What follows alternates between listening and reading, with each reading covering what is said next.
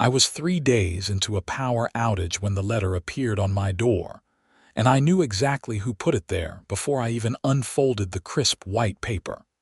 My name is Jackson Kimball, and I have lived in Pine Ridge Estates in Boulder, Colorado for exactly 7 years. 7 years of paying my dues, mowing my lawn to the precise height specified in the bylaws, and keeping my shutters the approved shade of forest green. I had never caused a single problem until that January when a freak ice storm knocked out power to half the neighborhood, and I made the apparently criminal decision to keep my family from freezing to death. The letter was signed by Patricia Wilkinson, president of the Pine Ridge Estates Homeowners Association, and her words were as cold as the temperature outside.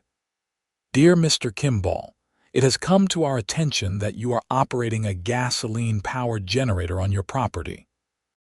As per Section 12, Paragraph 4 of the HOA bylaws, generators are considered a noise nuisance and are strictly prohibited.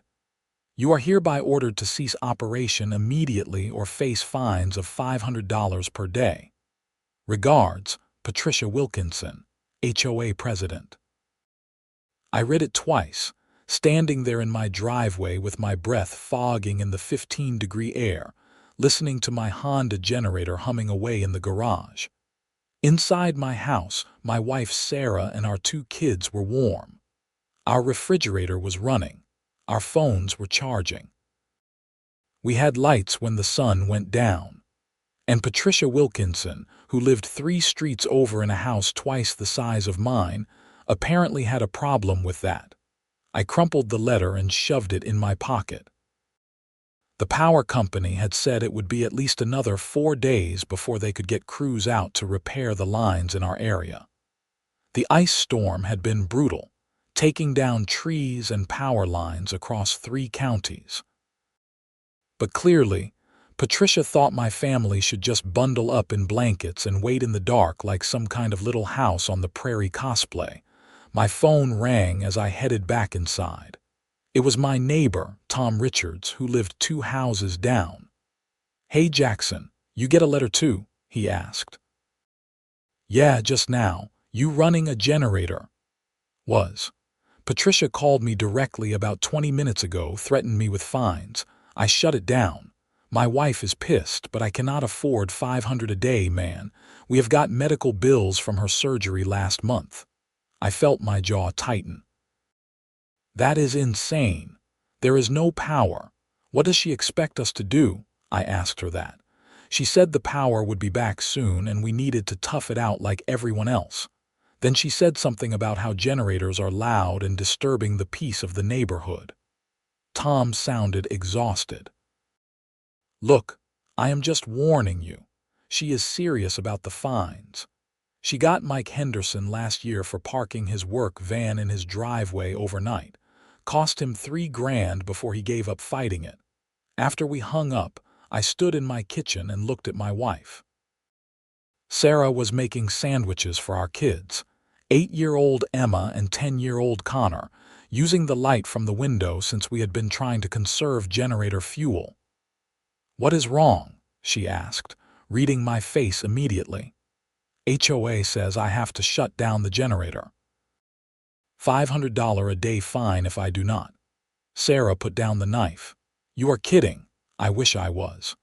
"Jackson, it is 15 degrees outside. The power company said Friday at the earliest. That is 4 more days. What are we supposed to do?" I pulled out the letter and handed it to her. She read it, her expression shifting from disbelief to anger in about 10 seconds. "This is Patricia, is it not? The same woman who reported Mrs. Chen for having the wrong color mailbox. The very same. Can she actually do this?" That was the question. I had served on the HOA board for 1 term, 3 years ago, before I realized what a nightmare it was and declined to run again. I knew the bylaws pretty well. The generator rule was technically in there, but it had been written decades ago and was meant to prevent people from running loud industrial generators all the time. It was never meant to apply during emergency situations. She can try, I said, but I am not shutting it down. Not with our kids here and no power. Sarah nodded. Good, let her try to fine us, we will fight it. That was Monday. By Tuesday afternoon, I had another letter, this time delivered by certified mail. Patricia was officially notifying me that I was in violation, and the $500 daily fine had started. She also noted that if I continued past 7 days, the HOA would seek legal action to place a lien on my property. I called an attorney that afternoon. His name was David Morrison, and he had helped a friend of mine with a property dispute a few years back. HOAs can be tricky, David told me over the phone. They have a lot of power if their bylaws are properly structured, but this sounds like an unreasonable enforcement given the circumstances. Emergency use is usually exempted. Do you have a copy of the full bylaws? Yeah, I can email them to you. Do that. In the meantime, document everything. Take photos, keep records of the temperature, save all correspondence from the HOA. If she pushes this, we will push back. That made me feel slightly better, but I was still angry. I decided to do what any reasonable person would do and try to talk to Patricia directly. Maybe there had been a misunderstanding. Maybe if I explained the situation face to face, we could work something out. I drove over to her house Wednesday morning. The ice was finally starting to melt, but the roads were still treacherous. Patricia's house was a massive colonial with white columns and a 3-car garage. Ironically, I could hear a generator running as I walked up to her front door. I rang the bell and waited. After a minute, Patricia opened the door. She was in her early 50s, with short blonde hair styled in that aggressive suburban mom cut that somehow always looks angry. She was wearing yoga pants and a puffy vest, and she looked at me like I had just tracked dog poop onto her porch. Mr. Kimball, she said, not inviting me in. Patricia, hi. I wanted to talk to you about the generator situation. There is nothing to talk about. The rules are clear. I understand there is a rule, but this is an emergency situation. We have no power. It is freezing. My family needs heat and electricity. Everyone is dealing with the same situation, Mr. Kimball. The rules do not stop applying just because things are inconvenient. I could hear the hum of her generator getting louder, and I pointed toward her garage. You are running a generator right now. Her face tightened. That is different. How is that different? My generator is properly enclosed and soundproofed in a custom shed. Yours is in an open garage where it is creating noise pollution. I stared at her. So the rule does not actually apply to you, just to everyone else. The rule is about noise, Mr. Kimball. My generator is quiet. Yours is not. I have received multiple complaints. Who complained? I am not at liberty to say.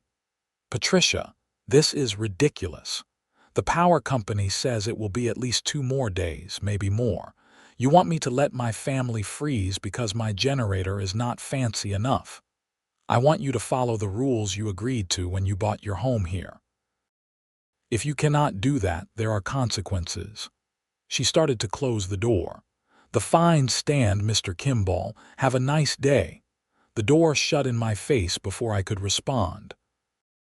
I stood there for a long moment, staring at that closed door, listening to her expensive, quiet generator humming away while she told me I could not use mine. Something snapped in me then, not in a violent way, but in a clarity of purpose way. Patricia Wilkinson had power, literally and figuratively, and she was using both to make my life miserable while exempting herself from the same rules. That was not just wrong. It was tyranny on a small scale, and I was done with it. When I got home, I called David Morrison again. She is running her own generator, I told him. Has some kind of custom soundproof setup, says the rule does not apply to her because hers is quiet. David was quiet for a moment. That is selective enforcement.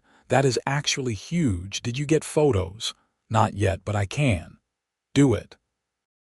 And get sound readings if you can. I am going to draft a response letter for you. This is bullshit, Jackson. Pardon my language, but HOAs like this make me crazy. I spent the rest of Wednesday documenting everything. I took photos of Patricia's house, her generator setup, and my own.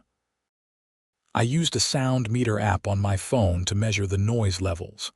My generator, running in my open garage, registered at about 70 decibels from the street. For context, that is about as loud as a vacuum cleaner. Patricia's was barely audible from her property line. But here is the thing I discovered while doing this. Patricia's generator was not just running in a soundproof shed. It was hardwired into her house through a transfer switch, which meant it had been professionally installed and permitted. That was relevant because I started reading through the HOA bylaws more carefully, and I found something interesting in Section 12, Paragraph 4, Subsection B. Emergency backup power systems that are permanently installed and properly permitted are exempt from noise restrictions provided they meet county noise ordinance standards. Patricia's generator was exempt. Mine was not, but not because of some inherent unfairness in the universe. It was because she had written the exemption herself when she helped revise the bylaws 2 years ago. I found the board meeting minutes online, buried in the HOA website. Patricia had proposed the revision, citing the need for reliable backup power while maintaining neighborhood tranquility. It passed unanimously because only 4 people had showed up to that meeting, and 3 of them were her friends. She had literally changed the rules to benefit herself. I sent everything to David.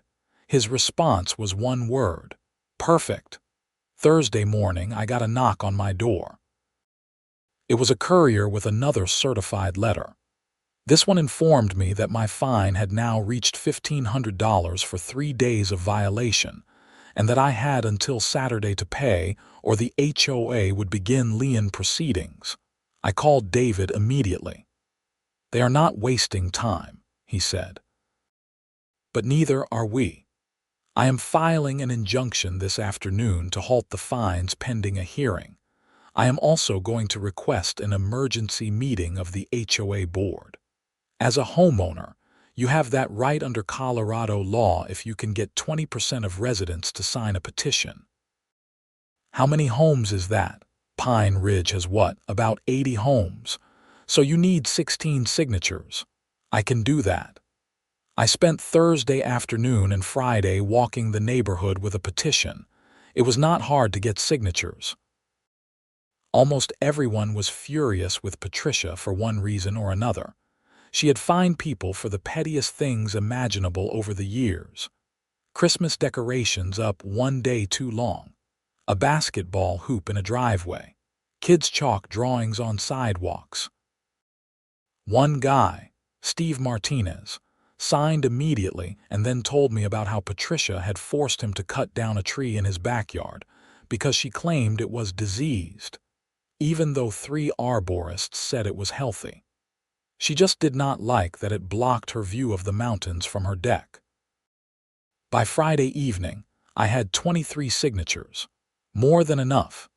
The power came back on Saturday morning, exactly 6 days after it went out. I was relieved but also frustrated because it meant Patricia would probably claim the emergency was over, and therefore the whole thing was moot. But David assured me that was not how it worked. She assessed fines during the emergency period, he said. Those fines are still in dispute regardless of when the power came back, and the emergency meeting petition is already filed. She has to schedule it within 2 weeks. Patricia tried to fight it. She sent an email to all the homeowners claiming the petition was improper and based on false information. But David had made sure everything was by the book. She had no choice. The meeting was scheduled for the following Saturday at the Pine Ridge Community Center. a small building near the neighborhood entrance that mostly got used for garage sale organizing and book clubs. I expected maybe 30 people to show up. Over 60 came. The room was packed, standing room only, and the energy was tense. Patricia sat at the front table with the other two board members, looking like she had just bitten into a lemon. The other board members were Linda Kowalski, the secretary, and Gary Brennan, the treasurer. Both of them looked distinctly uncomfortable. David stood next to me, briefcase in hand, looking calm and professional. Patricia called the meeting to order and immediately tried to control the narrative. This meeting has been called due to a petition regarding recent enforcement actions. Before we begin, I want to remind everyone that this board acts in the best interests of all residents and that rules exist for a reason. Someone in the back shouted, "Yeah, to line your pockets." Patricia's face went red.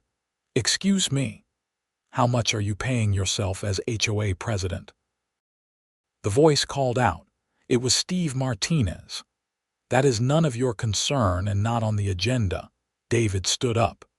"Actually, it is a matter of public record, and any homeowner has the right to review HOA finances. I will be requesting a full audit as part of these proceedings." The room erupted in murmurs. Patricia looked like she wanted to crawl under the table. "This is not the time," she said sharply. "Then when is?" David replied calmly. "You have levied significant fines against my client during an emergency situation while exempting yourself from the same rules. That suggests either gross incompetence or self-dealing, and either way, these homeowners deserve answers." Linda leaned over and whispered something to Patricia. For a moment, I thought Patricia might actually explode. Her face was scarlet and her hands were clenched on the table. "Fine," she said through gritted teeth. "Mr. Kimball, you have the floor. State your case." I stood up, my heart pounding. I am not great at public speaking, but I had practiced this. 6 days ago, the ice storm knocked out power to most of our neighborhood. I did what any responsible homeowner and father would do. I ran a generator to keep my family warm and safe. For that, Patricia Wilkinson fined me $500 per day, totaling $3,000, and threatened to put a lien on my house. Meanwhile, she was running her own generator the entire time, claiming she was exempt because hers is quieter and professionally installed. I pulled out the printed bylaws and held them up. The exemption she is claiming was added to the bylaws 2 years ago at her suggestion. She literally changed the rules to benefit herself. But even beyond that, the original generator rule was never meant to apply during emergencies. It was meant to prevent chronic noise issues. Using it to fine people during a power outage when the temperature is below freezing is not just unreasonable, it is cruel. The room erupted in applause. Patricia tried to speak but could not be heard over the noise. David stepped forward. "I have prepared a full legal brief on this matter.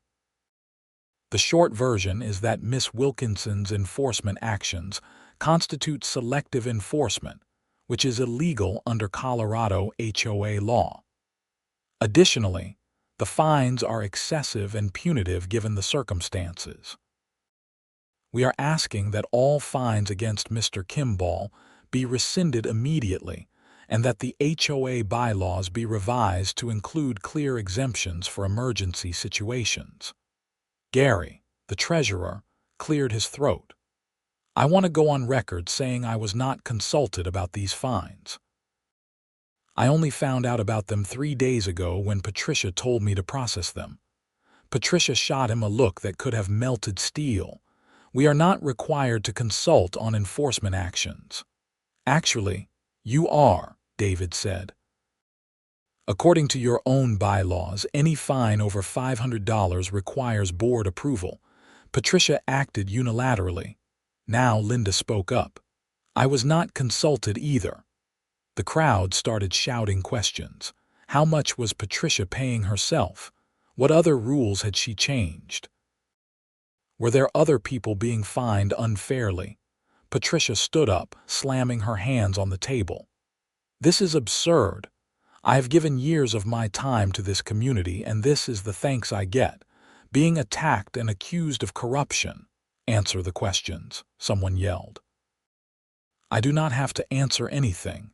David pulled out another document. This is a financial record request I filed with the HOA earlier this week. By law, you have 10 days to produce all financial records. Given the accusations here today, I am also formally requesting a forensic audit by an independent accounting firm. Patricia's face went from red to pale. That is unnecessary. Let the homeowners vote on it, David suggested. A chorus of yes, and let us vote filled the room. Gary looked at Patricia, then at the crowd. I make a motion that we approve an independent audit of HOA finances for the past 3 years. I second, Linda said immediately. You cannot do this, Patricia said, her voice shaking now. All in favor, Gary called out. The room erupted in a chorus of aye votes. It was unanimous except for Patricia. Motion carries, Gary said.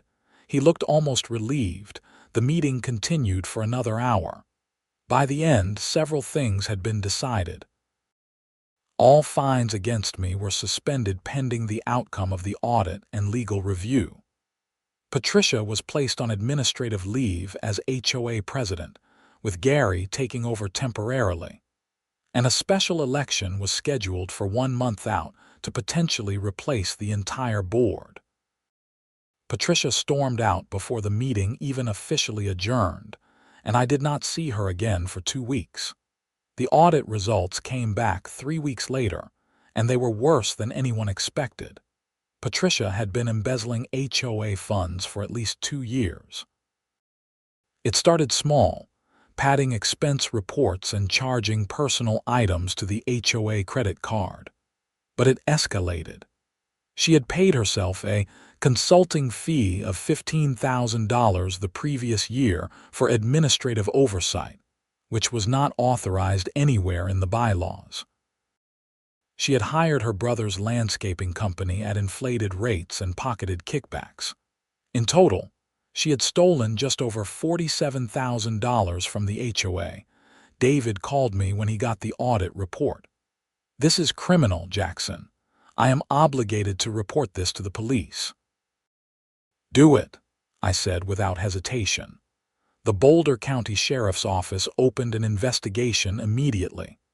Embezzlement of that amount is a felony in Colorado. 2 detectives came to my house to interview me about the generator incident and the subsequent investigation. I gave them everything, every document, every email, every piece of correspondence. Patricia was arrested on a Thursday morning in late February. I was not there, but Tom Richards saw it happen. He called me immediately. Dude, they just took Patricia out in handcuffs. There are 2 cop cars in her driveway. It made the local news that evening. HOA president arrested for embezzlement was the headline on the Boulder Daily Camera website.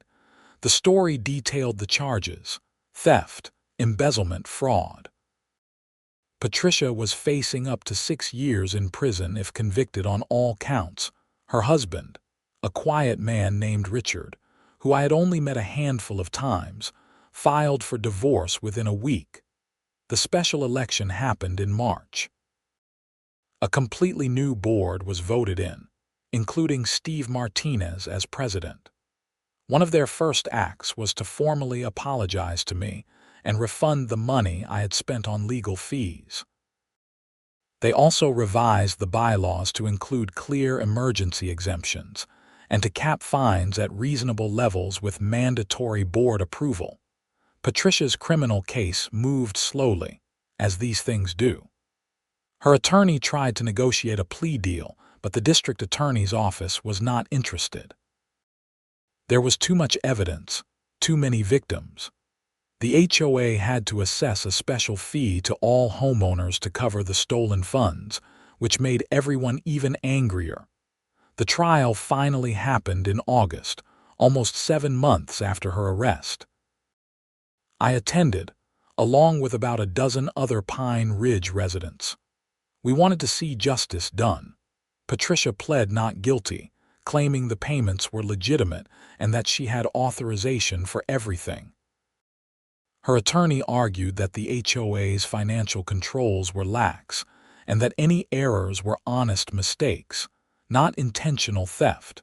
The jury did not buy it. They deliberated for less than 4 hours before returning guilty verdicts on all counts. The judge sentenced her 2 weeks later. 4 years in state prison, plus restitution of the full amount stolen with interest, plus fines. Her attorney asked for leniency, citing her previously clean record and her contributions to the community. The judge was unmoved. Miss Wilkinson held a position of trust, the judge said. She was elected by her neighbors to manage their collective resources, and she abused that trust for personal gain. White-collar crime is still crime, and it deserves real consequences. I felt a strange mix of emotions watching Patricia being led out of the courtroom. I did not take joy in seeing someone go to prison, even someone who had made my life hell. But I also felt vindicated. She had tried to bully me, to use her power to punish me for doing what was right for my family, and in the end, her own corruption had been her downfall. Life in Pine Ridge Estates improved dramatically after Patricia was gone. The new board actually listened to residents. Fines became rare and reasonable. The atmosphere shifted from fear and resentment to something resembling actual community. Steve Martinez turned out to be a great HOA president. He organized neighborhood events, improved communication, and made sure the bylaws were enforced fairly and sensibly. He even got the community to agree to purchase 2 backup generators that could be loaned out to residents during emergencies, which was exactly the kind of practical solution Patricia would never have considered. My generator sat unused in my garage for most of the year after that. I did not need it again until the following winter when another storm knocked out power for a day. This time, no one complained. In fact, Tom Richards came over and asked if he could run an extension cord from my house to his to keep his refrigerator going. Of course, I told him. That is what neighbors do. Sarah and I talked about moving at one point, wondering if all the drama had tainted our feelings about the neighborhood, but ultimately we decided to stay. Our kids were happy here. We had friends here. And we had helped make it better by standing up to someone who needed to be stood up to. One evening in October, about a year after the whole thing started, I was sitting on my front porch watching the sunset when an unfamiliar car pulled up. A woman in her 30s got out and walked up my driveway. She had a folder in her hand and a nervous smile on her face. "Mr. Kimball, my name is Rachel Morrison. I am a journalist with Colorado HOA Watch, a consumer advocacy group. I have been following your case, and I wanted to ask if you would be willing to be interviewed for an article we are putting together about HOA abuse and reform." I invited her to sit down, and we talked for over an hour. She told me that cases like mine were more common than people realized. HOA boards across the state, across the country, were often run by petty tyrants who used their little bit of power to make their neighbors miserable. Most people did not fight back because it was expensive and exhausting. But when people did fight back and win, it made a difference. "Your case has already had an impact," Rachel told me. 3 other HOAs in Boulder County have revised their bylaws to include emergency exemptions after seeing what happened to Patricia Wilkinson. You started something. I had not thought about it that way. I was just trying to keep my family warm and not pay a ridiculous fine. But maybe that was the point. Sometimes standing up for what is right in your own small corner of the world has ripples you cannot see. The article came out a few weeks later. It was titled "From Generator to Jail Cell: How One Colorado Man's Fight Against His HOA Exposed Corruption." It was fair and thorough, interviewing me, David Morrison, Steve Martinez, and even Gary Brennan. It detailed Patricia's crimes, the audit, the trial, and the aftermath. It ended with a call for stronger oversight of HOA boards and better protections for homeowners. I got emails and messages from people all over the country who had read it. Some were dealing with their own HOA nightmares and wanted advice. Some just wanted to say thank you for fighting back. A few were other attorneys who specialized in HOA law, offering to connect if I knew anyone who needed help. It was overwhelming but also gratifying. I had not set out to be any kind of crusader.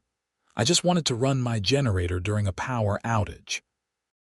But sometimes life pushes you into situations where you have to decide whether to cave to unreasonable authority or stand your ground. I chose to stand, and I was glad I did. David Morrison and I became friends through all of this. He invited Sarah and me to dinner at his house a few months after the trial, and we have stayed in touch ever since. He told me that the Wilkinson case had become something of a landmark in Colorado HOA law, and that he was using it as precedent in other cases. "You made a difference, Jackson," he said over drinks one evening. "Not just for yourself, but for a lot of people." "I just did not want to pay a stupid fine," I joked. "Yeah, well, sometimes the stupid fines are where tyranny starts. You stopped it." Patricia Wilkinson is currently serving her sentence at the Denver Women's Correctional Facility. She will be eligible for parole in about 2 years. I do not know what she will do when she gets out.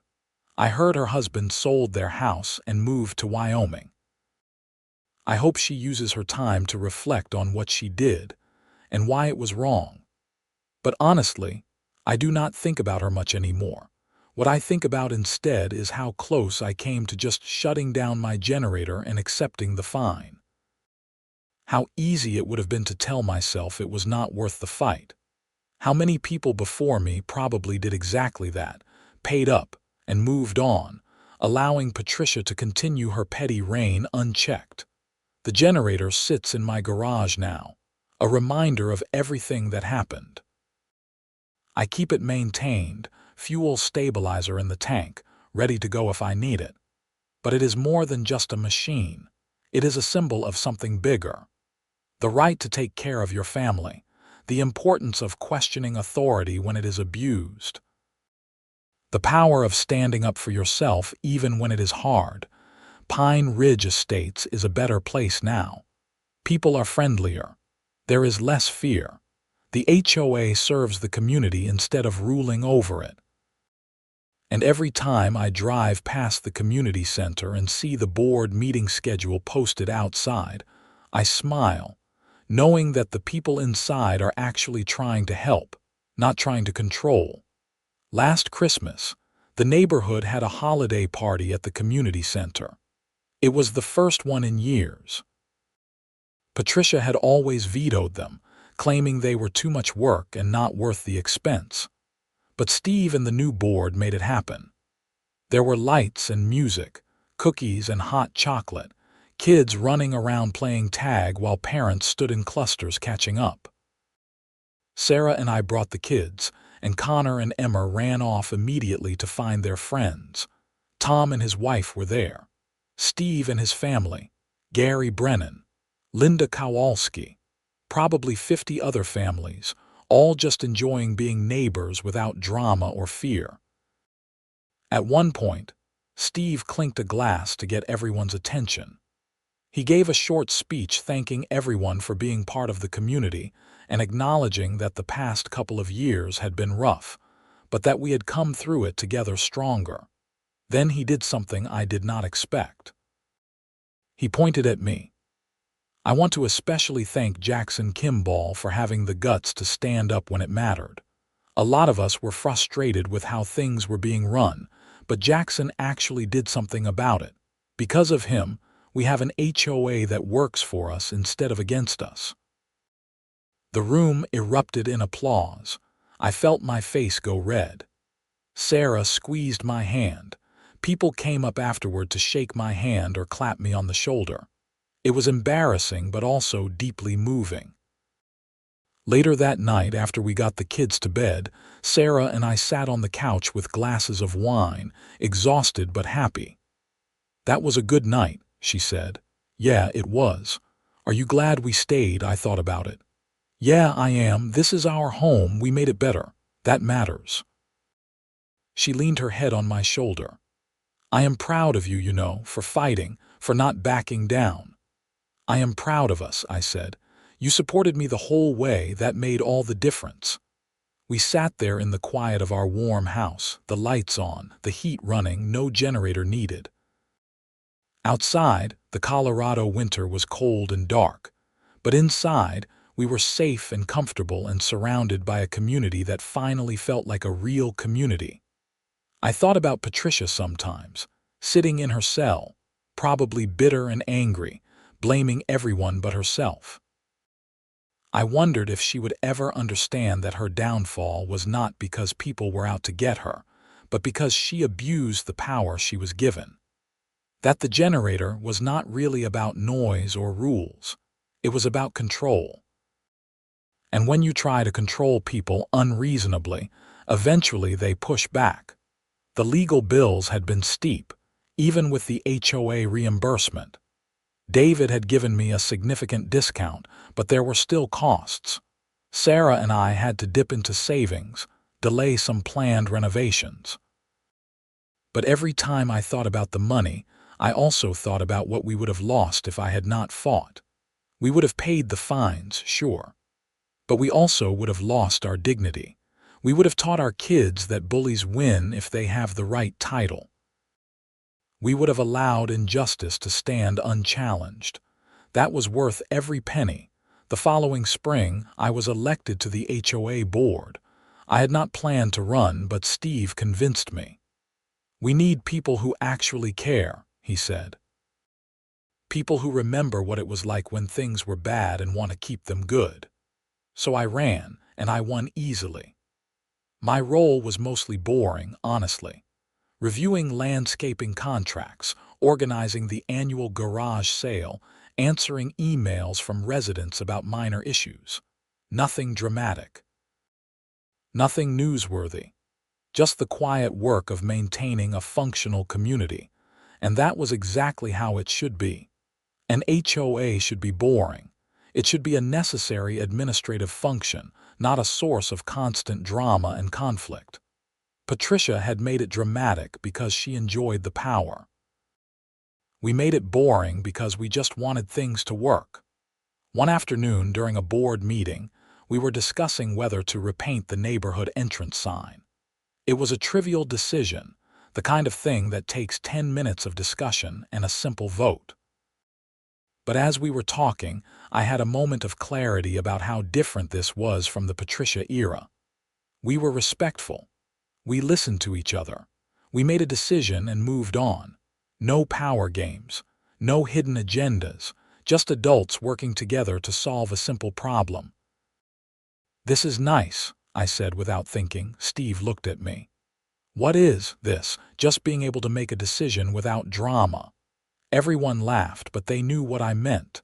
We had all lived through the before times. We appreciated the after. 2 years after Patricia's sentencing, I got a letter in the mail. It was from her. I almost threw it away without reading it, but curiosity got the better of me. The letter was surprisingly brief. She did not apologize, not exactly, but she acknowledged that she had made mistakes. She said prison had given her time to think about her life and the choices she had made.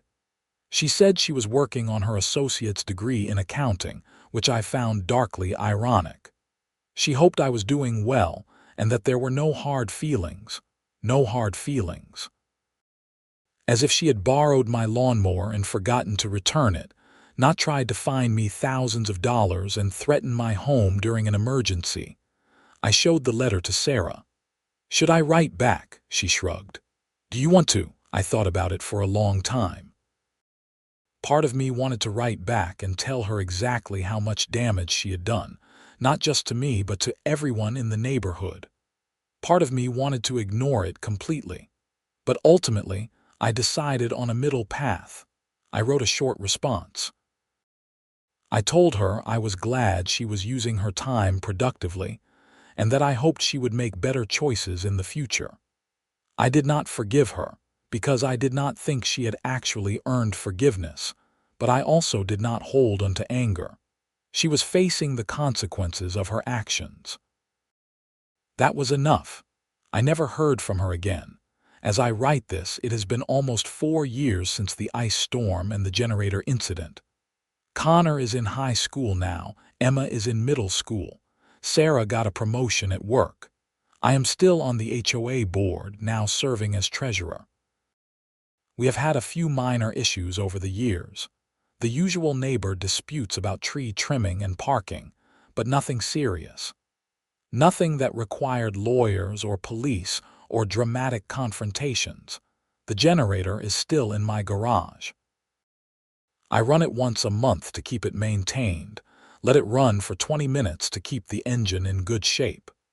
Every time I do, I think about that week in January when everything changed, when I had to decide what kind of person I was going to be. I think about all the people who are in similar situations right now, dealing with unreasonable HOA boards or other petty tyrants who have a little bit of power and no oversight. I think about how exhausting it is to fight, how expensive, how uncertain. I think about how many people just give up and pay the fine or move or accept the injustice because fighting seems impossible. But I also think about what happens when you do fight. When you stand up and say, no, this is wrong and I am not going to accept it. Sometimes you lose. Sometimes the system is too stacked against you. But sometimes, like in my case, you win. And when you win, you do not just help yourself. You help everyone who comes after you.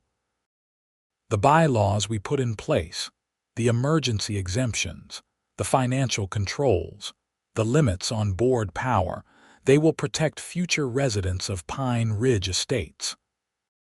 People who do not even live here yet, who will buy houses here years from now, will benefit from the fight I started over a generator in January.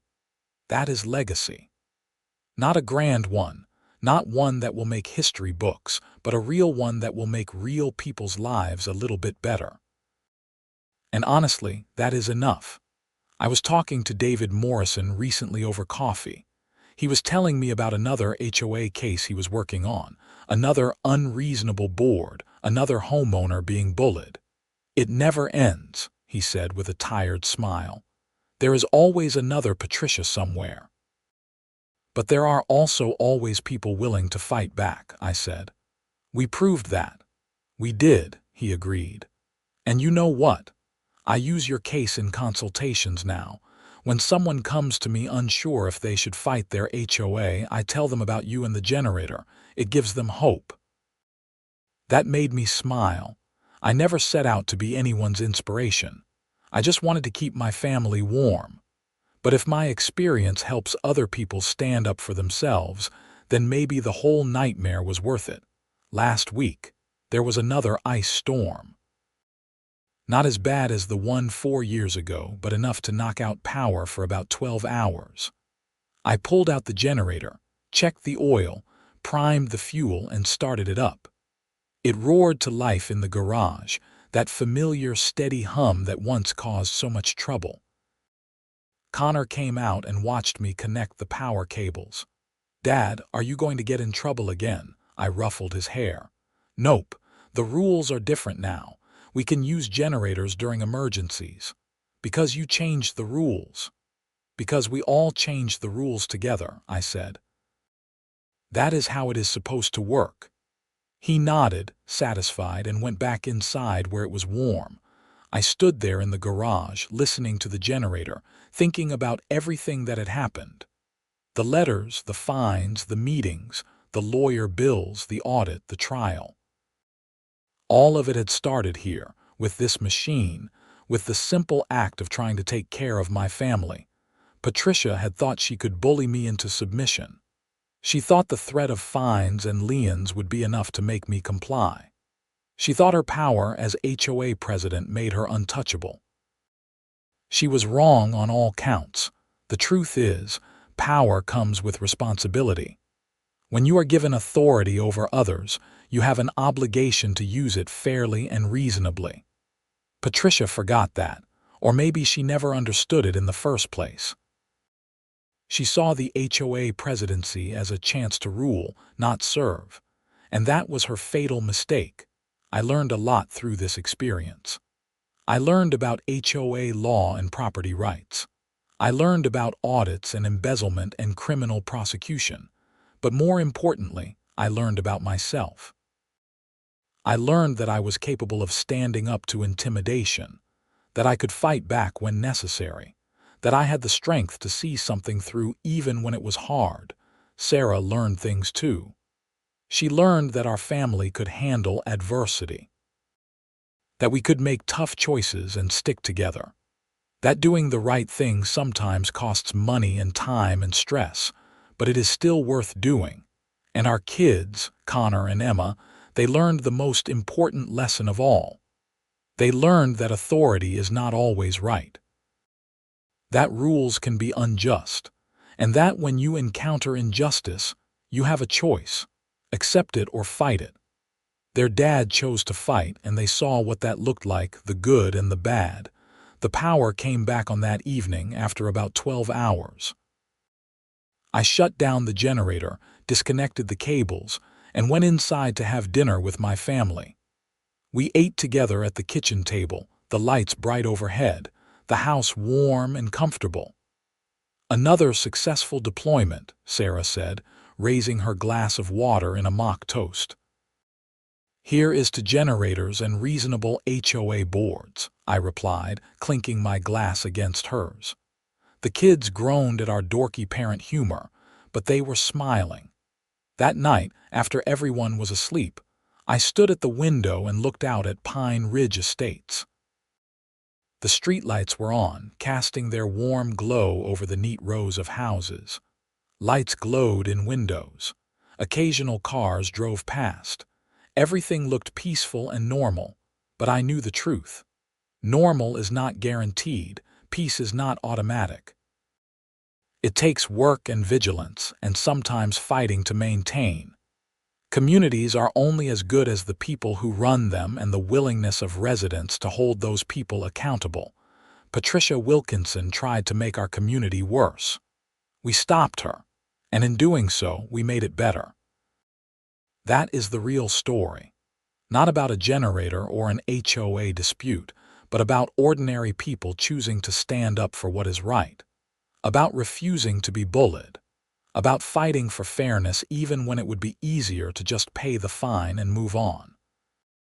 I do not know what the future holds for Pine Ridge Estates. Maybe the next HOA board will be great, or maybe someone like Patricia will try to take power again. But I do know that the residents here now understand what is at stake. They have seen what happens when boards go bad and what it takes to fix them. That knowledge is power in itself. As for me, I will keep serving on the board as long as people want me there. I will keep the generator maintained and ready. I will keep living my life, raising my kids, loving my wife, being a good neighbor. And if someone tries to bully me or anyone else in this community again, I will remember January 4 years ago. I will remember the letters and the fines and the fight. And I will stand up once more, because that is what you do when you believe in something. The generator sits in my garage, silent now but ready. A tool for emergencies. A symbol of resistance. A reminder that sometimes the smallest acts of defiance can lead to the biggest changes. And somewhere in a prison in Denver, Patricia Wilkinson sits in a cell, facing the consequences of her choices. I do not wish her harm. I do not take pleasure in her suffering. But I also do not regret fighting back. She made her choices. I made mine. In the end, that is what life comes down to. Choices: stand up or stay down, fight or flight, justice or convenience. I chose to stand. I chose to fight. I chose justice over convenience, and I would do it all again in a heartbeat, because some things are worth fighting for. Your family's safety, your home, your dignity, your right to be treated fairly by those in power. A generator during an ice storm should never have become a federal case. But because it did, because Patricia pushed too far and I pushed back, Pine Ridge Estates is now a better place. The rules are fairer. The board is accountable. The community is stronger. That is not a bad legacy for a guy who just wanted to keep his kids warm during a power outage. I turned away from the window and headed to bed, where Sarah was already asleep. I climbed in beside her, pulled the blankets up, and closed my eyes. Tomorrow would be another day in Pine Ridge Estates, probably boring and uneventful, exactly as it should be. And if the power went out again, I knew exactly what I would do. I would go to the garage, start up my generator, and keep my family warm. No fear, no hesitation. Just a man taking care of what matters most. That is the real victory. Not the trial or the conviction or the reformed bylaws, though those all matter. The real victory is knowing that I can sleep peacefully in my home, without fear of arbitrary punishment, in a community that functions the way communities should. Patricia Wilkinson demanded I stop running my noisy generator. Then she froze, not from cold, but from the realization that her power was not absolute, that her corruption had been exposed, that the people she tried to bully had fought back and won. And now she sits in prison while I sleep in my warm bed. And justice, at least in this small corner of Colorado, has been served.